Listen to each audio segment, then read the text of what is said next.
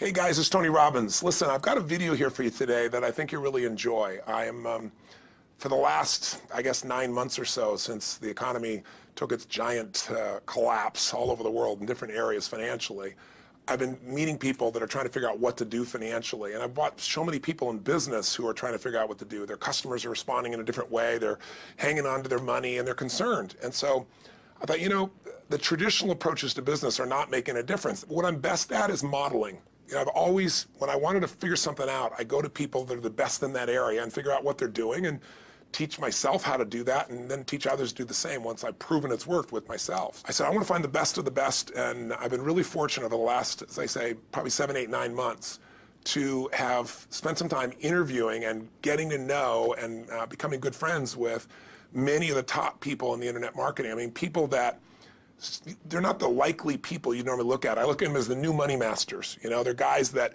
you know, they didn't have the traditional education and ladies that didn't, but they found a way to add value. So whether you're looking for, you know, an opportunity to figure out how to have a second income stream, or you have some form of business you're considering being in or you're in and you want to learn some tools, I thought I'm going to create some great products for this, but I thought I'd just send you out first a neat little interview that I did with them. These guys called me up and said, can we come by? I'd love to chat with you. And I said, well, we're going to chat. Let's put it on film. So we just knocked around, and what they wanted to ask me was, look, you know, we spent enough time with you. We know you know how to get people to take action. I said, well, come on over and let me kind of get inside your heads a little bit. Let me see why you follow through. Why do so many people say they're going to do something and then never follow through? And a few people do something inside their head and heart that gets them to follow through. So I just thought you might enjoy this conversation we've had. It's with Frank Kern and John Reese, two of the best in this industry. And you know, I think you'll find it interesting. Maybe you'll be triggered a little bit to think about what will get you to follow through too. So this is my little gift to you. I hope you enjoy. We got the dialing. Thanks. Tony, what's up? Good thing, man. How about you? I'm good. Listen, we've got a serious issue that I think is affecting our market, and we need your help. We actually don't know if we can solve this problem, but we think that you can. So we want to barge in today. We're kind of riding around anyway. I know you're shooting and stuff, but if you got a couple minutes so we can pop by, that sure would be helpful. Okay, well, I'm honored if you help me. Come on over. Look forward to seeing you. Okay. See you, man. All right, man. Bye. Look forward to seeing you, John. Bye-bye. Yep, Bye. see ya. So why are we in a hotel anyways? They use this place a lot to shoot stuff because it's got a really nice background. Oh, so really it's nice outdoor filming stuff. different guests and interviews Yeah. and TV commercials? Hey, man. How's it going? Come on in. All right. Thank you. Hey, Hey, Tony. guy. What's up? How you doing, man? What's all this? Doing a little leadership filming now. That's awesome. Good to see you. All right. Thanks for having us, man. Yeah, you good. Well, come on in. I'm curious to what this major problem is that you're going to see me right away about. This sounds like a setup to me, man. It's a setup, yeah. I told John it was an intervention about his glue sniffing problem. Well, come over and sit on my lap. Yeah, buddy. exactly. So we were doing some talking, and the big problem in our industry, we think, is a bit of a mystery. No one has the exact answer. We were actually talking about trying to figure it out, that, you know, so many people in our market get these courses that, you know, him and I both, for our own respective businesses, spend hours and hours of time, you know, recording these, you know, building these education products, these training products to show people how to grow a business or build a business. But there's this large segment of our customers in our market that we're in that really don't get results. They don't do anything, or they're just, you know, for whatever reason, it's not for them. It's just, you know, we were just talking about how great it would be if there were just, you know, so many more success stories, right? Like If everyone who actually bought stuff, not necessarily just our stuff, but all of the stuff within our community, if the people who bought it, if everyone who bought it just actually used it, you know, and just followed the directions and followed through, how amazing that would be, like what we would accomplish as a community as a whole if that happened. So our challenge is, what needs to happen, what kind of shifts need to happen to get people to follow through, to get people to actually use the products? You're talking about the same mystery that people have of, you know, why does somebody, you know, get that fat or they're out of control and they hate themselves, but then they go have another piece of chocolate? Or, you know, why does the person who's just, the doctor just told them they have cancer, lung cancer, and said, you've got to stop smoking, and some studies show 70% of people keep on smoking. So you're not talking about a minor issue here, right? It's part of life. But there is an answer because there are people that do follow through, and there are people that never did before, and then they've never followed through in their life, and now finally they break through. And that's what I try to focus on, is what those people do. You know, in my case, in the business world, I look at people like you, people like Dan Kennedy. Yeah. What do these guys do? Okay, I'm just going to do that to the best of my ability. And sure, you know, it's like, well, oh no, I can't write copy as well as Dan Kennedy, or I don't have as much energy and drive as Tony Robbins. Well, but you didn't start. So like, what? You didn't start so out I've got as much Frank as I Kern. got. You didn't start out who Yeah. you are. You started out trying to make how much? Come on. $300. Yeah, A week. A week. $300 right? a week, yeah. And you failed at that in the beginning, didn't you? I failed pretty miserably, yes. But it was effortless to fail. I mean, it's just like natural, yeah. But truthfully, you went from $300 to, I remember you said your first time you believed it, if I remember, was when you made like $2,500 in like It 4 or was in 5 5 days when I was on vacation. While you're on vacation. That was when the true internet marketing dream was realized, you know, Right. because I sold a downloadable product and I wasn't even there. I didn't just ship anything. I was like, oh my God, this was so great, you know, $2,500. And to me, that was just a gazillion, you know, because my rent, I think, was like $400 or something. And when you've told me that story before, and you just did it again, and you get you big grin on your face. Right. You get more excitement on your face than when you talk lights about up. doing 18. Than when you talked about doing the 18 million, which I know you're proud as hell of, and you didn't get all the money, but you made 18 million bucks for somebody in That's pretty 24 good. hours, right? Yeah. But look at your face. It's like nowhere near as excited as $2,500 in 5 days, the same baby. thing, though. I mean, the It is. $2,500 is just as, there's no difference. No, there's I don't even think. more. Because there was a moment when you recognized what was possible, but you didn't recognize it until you actually experienced it. But you only experienced it because you had to. Right. You had to keep going until you found it, just Yeah. like you did. You Yeah, had to keep absolutely. going until you found And it. it's right? like the validation that the fear doesn't have to matter anymore. That you don't. There is no other. That, you know, not having the plan B and knowing that you're going down the one path towards what you want. Yeah. It's the validation in your brain that, hey, this works. It may not work yet on the level I want it to, but it works. I've Right. just proven it to myself. Right. And for that, I win. It's game Right. over. I've already won. Yeah. Because I've proven it to myself. Right. So it validates everything in my mind that I want to do now, just at a higher level, Right. and doing more of it. That's it. Right. You just now leverage it. You now just stack it. So what do these people need to get started? Why aren't they starting? We all know the answer is fear. But the difference with you guys or me or anybody who's followed through is we're more afraid of what life would be like if we don't follow through than the person who's willing to settle for what they got and kind of hope it'll change and maybe purchase something for the moment and then not follow through on it. It's almost like people, overachievers, have a little more fear. They're a little more afraid of missing out. They're afraid of not being there, or they got a strong enough reason to follow through. So I'd say if you're looking at home, you want to give somebody some value, go, where do I start? I'm sick of this. That's a damn good place. That's probably why they bought the product in the first place, but now To they're escape not. from that for just a minute. What's that? They bought the product to escape from that state. Just for a moment. minute, yeah. So, because well, guess what? What makes people excited is progress. You don't have to be at the goal yet to feel alive again. You have to make progress. And the first step to progress is making a decision and buying the product. But then they don't do the second step, which is open the damn thing up. I think another powerful distinction that you're hitting on here is the fact that a lot of people that have breakthroughs in their lives, like including Frank and I both in different, success stories, situations, whatever you want to call them, is that, people typically hit rock bottom Yeah.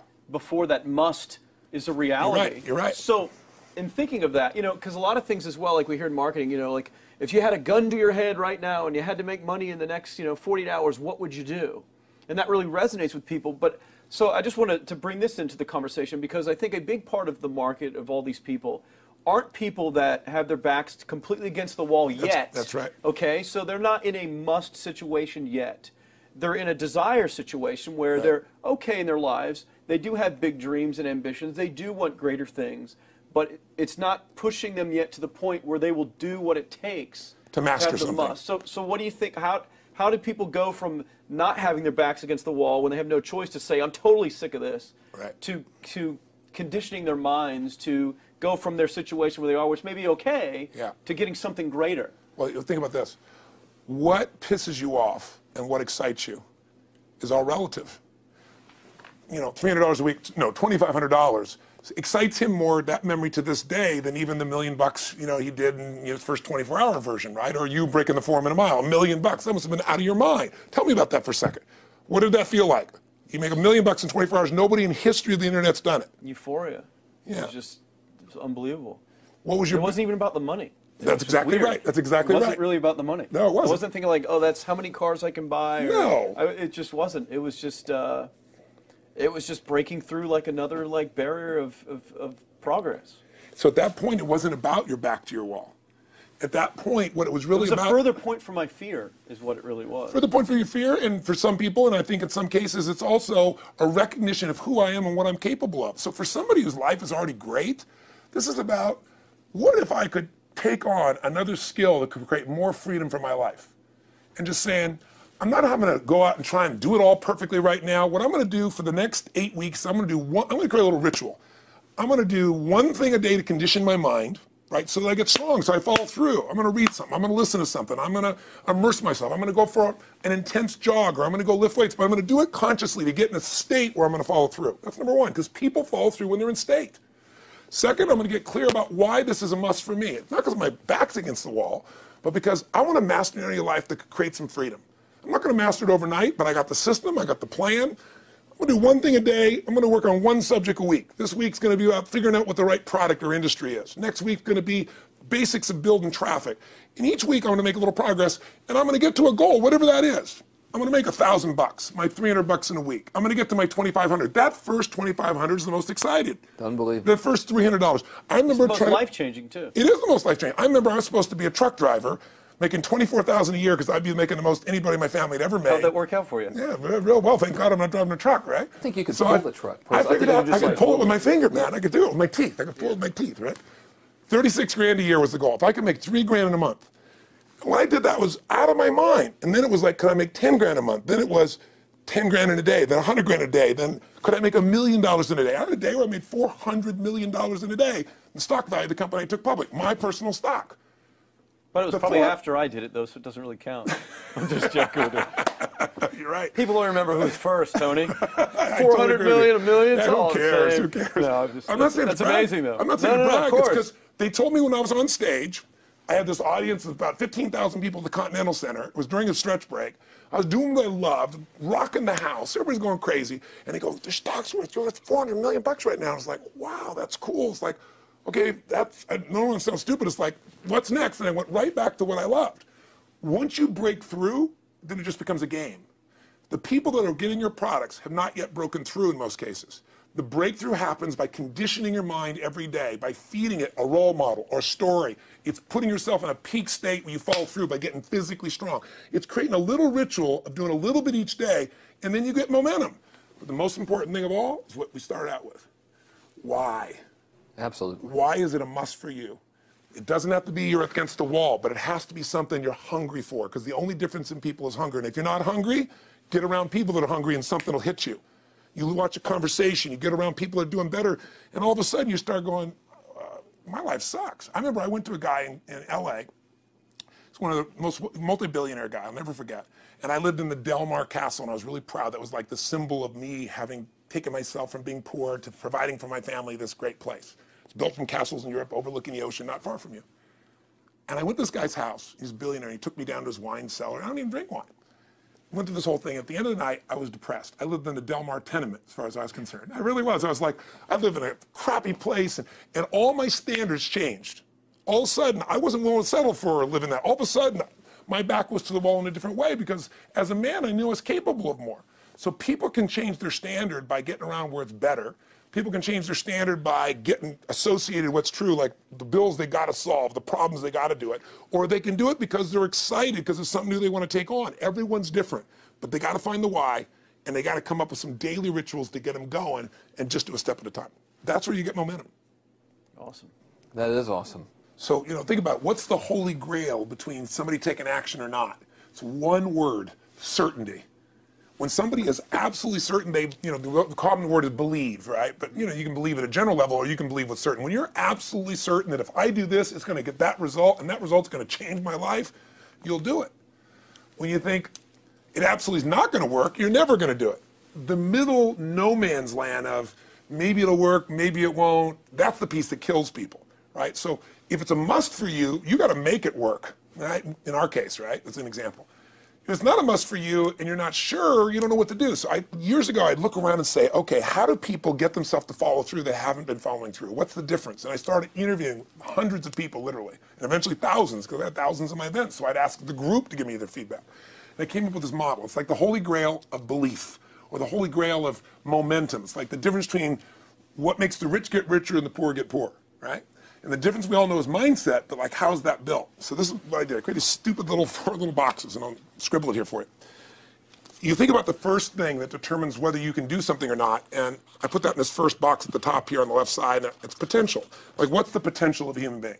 Like, when you guys started, you proved something no one had done in history. You ran the 4-minute mile, right? For golly knows how many centuries, they're trying to run a 4-minute mile. Roger Bannister does it. How did he do it? Do you remember? You did it in this industry, right? You made $1 million in a day. No one had ever done that in history, right? After you did it, a bunch of other guys are doing it because it became possible. Roger Bannister didn't just go physically practice. He made a shift in his head. He practiced in his head because he could never achieve it physically, so he had to change in his head first so that the result became certain enough he believed it, and then his body got him through. After Roger Bannister ran that 4-minute mile, within 2 years, 37 people ran a 4-minute mile. Wow. When no one in history had ever done it. Now here's how it works. The potential for anybody getting your product is extraordinary. They could do what you've done as much, more or less. They can do whatever they want to do. The potential's there. The market's proven that. Whether or not they tap into that potential has a lot to do with what action they take, which is the question you came to me with, right? Like, you know, God, they all this potential, but they're not taking action. And we all know that the action they take is going to determine the results they get. That's pretty obvious. So most people have a belief about what their real potential is no matter what you tell them. And that affects how much action they take. And of course that affects the result. And then ironically, that result reinforces their belief. And then that belief affects it. So I'll give you an example. Let's say a person has unlimited potential, we all agree. But they take little action, little results. Why? Because they have to start with a problem with their belief. They don't believe it's really going to happen for me. Maybe for Frank Kearns because he's got the cool hair and stuff, or maybe it's for you because you're so driven, but it's not me. Maybe Tony Robbins because he's a freak, got these big teeth. Whatever their thought process is, right? They got this thing, right? But what happens is, if you believe that there's very little potential, how much action are you going to take? Nothing, little. And when you take little potential with a little action, what kind of results do you get? Lousy little results. And when you get little results, what does that do to your belief? You go, see, I told you this was a waste of time, told you this wouldn't work. And then what happens? You tap even less potential. You take even less action. You get even worse results, and your belief gets even weaker. And this sucker feeds on itself until you are in the downward spiral. It's poisonous. It's poisonous and it's self-fulfilling. Now, what if something could happen that could come along and fill you with a sense of absolute certainty? Not like I believe, but mean where you know. In you guys' case, mine as well, we knew because we had to. Because we burned the boats. There was no other option. We had to find a way. We weren't going to live that way. We all did it in different ways and for different reasons, but in essence, that was it. If you get yourself in a state of certainty that this is going to work, I'm going to find the way, and if this doesn't work, I will make the way, then you tap a lot more potential. And when you're certain in your potential, you take massive action. When you take massive action, you really believe in something, you get great results. When you get great results, your brain goes, see, I told you I was a stud. I told you this thing would work out. Now you're even stronger. You tap more potential, take greater action, greater results. That's how you went from $300 in a week to $2,500 in 5 days to $100,000 in a month to $1 million in a day. Same thing with you. And we get momentum. That's why the rich get richer and the poor get poorer. Now some people go out and they go, well, I'm going to take a bunch of action. All right, I'm going to open this product. I'm going to try it. And they'll say to you, I even did it. But it's like a salesman who goes and knocks on the door, and he knocks on 100 doors and says, you don't want one of these, do you? yeah, exactly right. You know? And even if he doesn't say it verbally, his face says it because he doesn't believe it's going to work. So his voice, his body, the execution is so weak. Maybe if he talks to 100 people, somebody's going to buy out of pity. They don't want his kids to starve, right? But he's not going to get the result. So the core difference in people is how do you produce certainty when the world isn't giving it to you? You go out and you try, in your case, you're 100,000 in debt and nothing's working. How do you keep yourself going? The way you did it, the way I did it, the way you're doing it, we may not have done it consciously, is we didn't change our potential, that was there. And it wasn't even taking more action. Taking more action with a belief it's not going to work, it's not going to change anything. We got results in our head that made us feel certain as if it had already happened. True or false for you? True. Right? So give me an example so people know I'm not just making this crap up. Well, I mean, just like when I had nothing, I already knew I was driving like Ferraris and Porsches and stuff because I always wanted those cars. I already knew I was going to have them. It was inevitable. Right. I inevitably, that was just my inevitable outcome. But how did you do that? Did you have a ritual? Did you think about it regularly? Was it one time you thought about it, or was it something you had an obsession towards? I had an obsession towards it. I mean, I used to work at a video store, which was the last job I ever had in my life. Thank God. And I used to go to work almost every day. and I used to bring 2 magazines with me to read on my breaks. Entrepreneur magazine, just to read about business and everything else, to read about what other people are doing, look for role models. And I used to carry an Auto Trader with me. And I used to look at Porsches that were for sale. And people always used to ask me, what are you doing with that Auto Trader magazine? I'm like, well, I'm just picking out the Porsche that I'm going to buy. Which probably got you a lot of crap. I did. People made fun of me. I actually had a boss at that job tell me, you know, you really shouldn't do that to yourself, John, because it's very, very likely that that is never going to happen. That it's very likely that you're never going to have that car. That's the kind of belief he was trying to put in my head. And I was like, no, you don't realize that it's inevitable that I will drive here sometime in the near future with that car when I'm not working for you and drop movies off for you to put back on the shelf. And that actually happened. And it was one of the most fulfilling days of my entire life. And the great thing was when I pulled up in this car, I was, you know, I was in my mid-20s. A car that most mid-20s. What kind of car was it? It was a Porsche 911 Turbo. It was a convertible and everything. It was a beautiful car. It was one I always dreamed of having. But, you know, for a few years, I always circled the ads of which ones I was going to buy. Well, when I finally got it and I pulled up at the store, you know, I had all these people, some people that were still working at this $7 an hour job were there years after I left. And I'll never forget this, even the boss and stuff, and the reaction of the people was like, wow, that is awesome. Is that your dad's car? And all I said to them was, not exactly. Good for you. And I just smiled and just left. But it was, you know, it's the weirdest thing, but I just knew it was going to happen. But you knew it because I conditioned myself you to You did it over and over again. When I was in high school, I was not a popular kid, but I was passionate and intense, and I'll never forget. Some people, some particular girls gave me some crap, and a guy too. And I wrote in their journals or their, you know, their annual yearbook at the end, I wrote, you know, someday, I said, you treated me like hell. Someday I'll be rich and famous, and you'll be an effing truck driver. And you'll be sitting there, I'll be with with this beautiful woman of my life, rich, and you'll be watching me on television thinking, you wish you would have treated me better. I actually wrote this shit in people's annuals because I went to a 10-year high school reunion when the people showed me this stuff, right? But it's like, I burned the bridges, baby. I was like, this is how it's gonna be. So I'll give you a perfect example of this. You know, they did studies, many have been done at this element, where they want to see how much does the mind affect performance. So take basketball. Now, I've worked with a lot of NBA players and turned them around, and one of the problems many of them have is they'll choke on the free throw line. You know, well, everybody knows in that case, if you normally shoot really well and now you're not, something's interfering, something's getting in front of your state, some uncertainty, right? Obviously. So they take a group and say, we're going to make them better. How do you make somebody better who's got this mental block? So they take a group of guys and they're going to do free throws, and they do one group where they just practice for 6 weeks. Totally intense practice, and I forget the number of free throws, but they got to do this many free throws every day. Take a second group, and they have them not practice at all. Obvious. And they take a third group and they don't let them touch a basketball. All they do is have them practice in their mind, but the key is it's not practice makes perfect, it's perfect practice makes perfect, as corny as that sounds. So these guys see themselves making the shot every single time, conditioning their mind and body that it's perfect every time. They're not interrupted by a reality that would screw with them. So at the end of 6 weeks, they tally it up, and now they give them a test to see who has the highest free throw percentage, you know, success. What do you guess it's going to be? Well, the obvious person says, obviously, it's not the guys that didn't practice, but which one is it? The mind, or is it the ones that actually practice? I'm assuming the mind. Yeah, you would assume it because it's true. Right. You intuitively know the truth, that practicing's not enough. It's getting yourself so certain so many times that now when you go to do it, there's no hesitancy, and you execute. It's having that absolute certainty that makes you tap your full potential, take massive action, get massive results, be reinforced to having stronger belief. This is what makes somebody a star at anything. It's like Jack Nicklaus, the golfer. He visualized every shot and where it was going, landing right where he wanted it before he ever hit it. Every single time. And what do most golfers do? Every single time. They just take a practice swing and they kind of hope for the best and point in the right direction and hit it. And some of them, if they've had some bad hits, what are they really focusing on? You know, what I don't want to do. Exactly, exactly. And that's the same thing here. So I'll show you a little stupid little physical technique for this. So stand up for a second. You guys going to do this with the camera show? So try this for a second. So just put your feet together, and then put your right index finger straight out in front of you like this, okay? And all I want you to do is I want you to just turn clockwise comfortably as far as you normally turn. Just notice where you naturally stop. Go ahead and turn clockwise. People at home can do this too.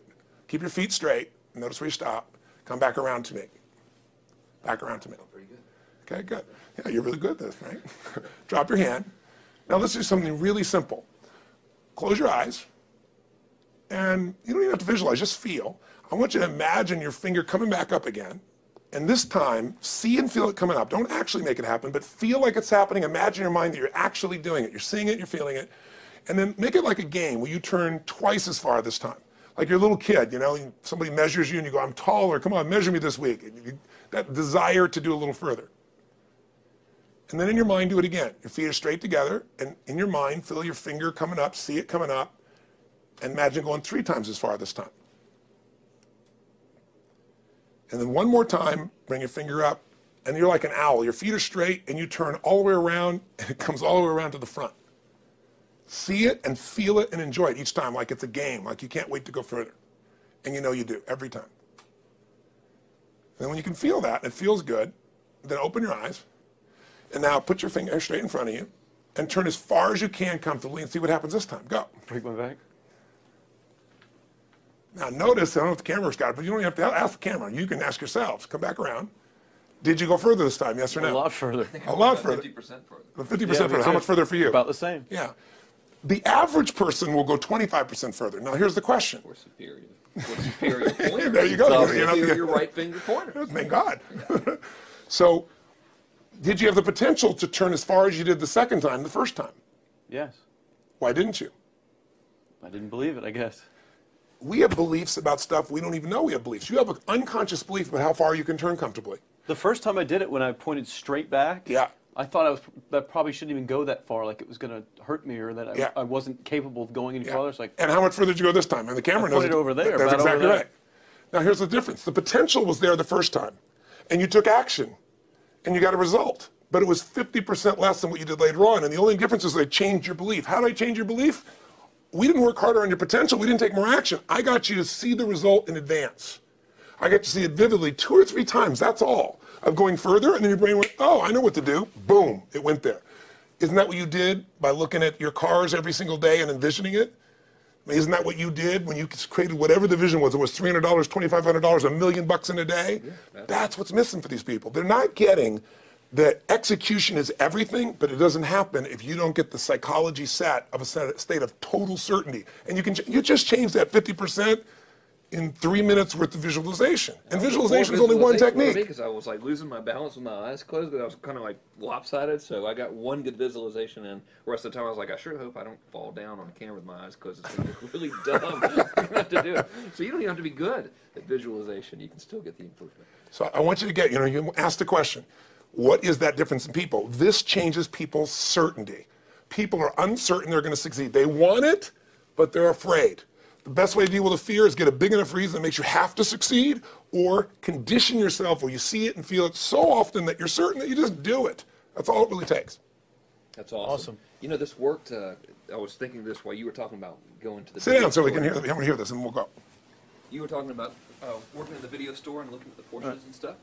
I used to drive around in my car, doing the cold calling of the credit card machines. And one way that I would avoid cold calling, the pain of like cold calling and knocking on doors and everything, would be to listen to your stuff and listen to Jim Rohn's stuff. Wow. Just drive around, no particular destination, just to listen to it. And strangely, I still like to drive around. I prefer to listen to that stuff in the car for some reason. It's because it's where you got imprinted. I guess. I mean, it's like, well, I'll just drive up and down the coast and check out the ocean. Yeah. So I would drive around, and I would envision myself holding those types of seminars and teaching people that kind of stuff. And 3 weeks ago, I was teaching a seminar in San Diego, and I was talking about beliefs and envisioning things, and I had to stop. And I shared with the audience, I was like, you're not going to believe this, but I actually used to envision this very moment of me talking to you right now. So it really, really works. Definitely works. Makes a difference, I'd say. I'll tell you what, I worked with Andre Agassi in 1993, I think it was. He'd been #1. He dropped to 32nd in the world. And he was literally ready to quit, with no exaggeration. His father was managing him, and he was so angry with his life. And he went through some, I think, wrist surgery at the time, and he's working on his swing. And he was dating Brooke Shields at that point. They weren't married, and not his current marriage, obviously. And so she said, you got to come see Tony. She goes, I don't need motivation. He goes, he's not motivation, man. He's strategy. He'll show you how to make that shift in your head. So he comes. I work with a guy. In the beginning, he's saying, do your magic stuff. Like, oh, yeah, great, thank you. And I said, tell me, if you ever hit a tennis ball perfectly, and I'm trying to get him in the zone to remember that time, like you visioned, where he was perfect at it. He goes, of course I have, and I get him vision over and over again. And finally, he's in the zone. He's feeling that again, right? He's seeing it, and he's feeling certain, and the swing is going perfect. And I said, how's that feel? He goes, it feels perfect. I said, but are you thinking about the swing? You're not thinking about the swing. You're not thinking about how to do it. You're just seeing the result you want so vividly that it's there. So all I did was train him how to go in that state over and over again. He won the next weekend. The second weekend, he came in second. Within 6 months, he was #1 in the world again, and he gave me unbelievable credit. But all it was conditioning the mind. You did it with tape, so did I. We were just talking about this earlier, Pam and I used to go when I was 17 years old down to downtown Los Angeles, this place called Night Education, K-N-I-G-H-T, like in the night. And I'd save up all my money, work as a janitor, and I would get these tapes and listen to these things over and over and over again. I went there for years, and I didn't have enough money, and I leveraged everything I had, but I knew how to train my mind. It's the one thing I knew how to do. This man's name was Mario. I saw him in his 80s. You know, he obviously knows how my life turned out and was very proud of the role he played in that process. He used to tell people the story. This guy's the real thing. He didn't just start out this way. This is how Tony did it. He listened to these tapes. He conditioned himself, right? This is the real stuff. He passed away a few years ago. I'm calling his house, and he passed away, and his daughter was there, and she wanted to share with me that how I touched his life and so forth. But the best thing was, I thought, you know what? I want to get those tapes. I want to get that stuff that conditioned you. I want to go back to that moment like you did of, you know, that moment was visualizing, now I'm living it. And she said, he left all this in his will to you. So I have all these tapes now that are from the time when I originally went through, and like I'd go to sleep and I had these sleep tapes that conditioned my mind to believe that I could succeed even when I was sleeping, or to build energy in my body. And anybody who wants to succeed has got to know it doesn't just happen. You can buy a product, but you also, with that product, have got to condition yourself. You got to make it a must, and you got to get a ritual. And if you do it, whatever you used to dream about you thought was so huge, you'll just live it. You'll live it like you lived this yesterday. Like we're all living the life that we envision because we had to, and because we played this game with our head. We got the belief to be real by seeing it enough times and feeling it enough times till our brain believed it, and then it made it happen. Which raised the potential, which made us take more action, which got us better results, which raised our beliefs again. That's right. And then that's why the rich get richer and the poor get poorer. So instead of bitching about it, change it. And this is how you change it. It's like a self-fulfilling prophecy. Completely. It's pretty easy to change. Just that one simple exercise was amazing. I'm still like, holy crap, you know, I wonder what else I can do now. But look what most people do. Most people do the opposite of that, right? They get the product or they think about doing it, and what do they envision? It's not working. That's right. The excuses. So they envision it not working. As soon as they envision it not working, they feel uncertain. As soon as they feel uncertain, how much potential they tap? Little, if anything. And so they send back your product, and they didn't listen to the damn thing, you know? And guess what? What does that do, by the way? They make that as another lousy result in their life. I didn't even follow through on that, and they believe even less. This process is the holy grail. It's where the whole game changes, and anybody can do it, and they can do it in a few minutes. And if they do it a few minutes each day, then they get a different life. They do it a few minutes one time, their life changes for the day. We're defined by our rituals. Everybody's got rituals, certain things they do every day. And what we three have in common, and anybody that I know of who has a life that they're living that was once a vision, is we saw it again and again and again, even when it didn't work, even when you lost 100 grand, even when I'm working as a janitor, there's something we would not give up on. And if somebody watching wants to change their life, they got to decide what they won't give up on and then put themselves in the state of momentum by a couple little rituals. That's all it takes. And I think especially when it comes to anything related to making money, like making money products or promises or courses, people are so inundated with scams and all this garbage, true garbage, that, you know, their natural thinking is that they're so skeptical. It's like they fall into the conditioning of, well, if anything's ever going to work, that thing has to prove it to me before I believe anything. So when they go to approach the thing to make more money with, they're like, well, I'm starting at zero, and this thing has to prove to me that it has any potential at all before I believe that it will. Don't you agree with that's the case? Unfortunately, I agree it's the case, but here's the truth. When somebody says to me, in my business, even more, because a lot of people think I'm a motivator. I hate that term. That's never been what I've done. I do believe in energy, and I'm passionate. You know, they see 10,000 people in a room rocking, they go, oh, he's motivating them. I believe in peak state. You get a top athlete, you get in a concert, and you get in state, right? The problem is, to defend themselves so they won't be disappointed again, they lower their expectations. So someone will say to me, well, I'm skeptical or I'm pessimistic. And my response to them is, no, man, you're gutless. It takes no guts to be skeptical. You don't have to have any capacity to be a critic. And now with the web, you don't even have to own that you're the one being the critic. You can burn somebody and, you know, anonymously, right? I said, you know what? It takes guts to believe. And if you think something's going to do it for you without you putting your guts on the line, you might as well forget it right now. So this idea that I'm skeptical or they got to prove it to me, it's the biggest lie. What that really is your fear talking. You're so scared of failing, you don't even want to get your hopes up. And if you don't get your hopes up, you might say, well, what if they get their hopes up and somebody gets disappointed? How many disappointments have we experienced in our business careers and in our lives? The difference is some people take disappointment and let it destroy them. Other people take disappointment and let it drive them. And you get to choose. Are you going to turn this thing into why it didn't work and a bunch of stories and excuses? Or are you going to take this thing that didn't work and figure out what are you going to do to make it work? And it may not happen the first time, the second time, the third time, but the people that are relentless find the way. And it's the common denominator in all these guys that are kind of our friends or family, money masters, the new money masters is they all did it with will. Nobody here inherited this stuff. Everybody figured it out and keep figuring it out. And it's going to keep changing. And you say, you know what, 1% of 99% of the money being made is being made by 1% of the people because only 1% of the people will condition their mind and condition their body and follow through some daily rituals. The rest will tell a story about why it didn't work, how it wasn't their fault. And you got two things in life. You got results or you got a story, And too many people think that that 1% is somehow entitled to it and they're not, which is, it's just all in the head. It's all in the head. Belief. It's all in the head, which can be changed with some conditioning. Basic conditioning. You just proved it to us. That's fun. That's why I made Get the Edge and Personal Powers, because I understood that from the very beginning. Originally it was 30 days, and years later people would say, I've heard all the great results and everything else, man, but I don't have 30 days, and I'd be behind the glass, focus group, watching these people want to shake them, like, you don't have 30 days to change your life, I thought, okay, I'll make it 7 days, just one, because after 7 days, you get momentum. I mean, think about it. When do people's lives change? In a moment. It doesn't change in 10 years. Your life may have sucked for 10 years, but there's one moment when your whole life changed, the moment you decided. You said, no more, and I'm doing it, and you kicked yourself in the ass, and you made yourself go do something, right? When you finally said, enough, no more, I quit, or let's begin, or I love you, there's a moment when somebody's life changes. And that can be gotten in a couple of days. So people watching don't have to wait until they've mastered everything. They got to get started and do what's next, and just put themselves in a state where they start making some progress. Well, there it is. I think that's the answer that can help solve that problem with a lot of people. They'll just pay attention to it. And do it.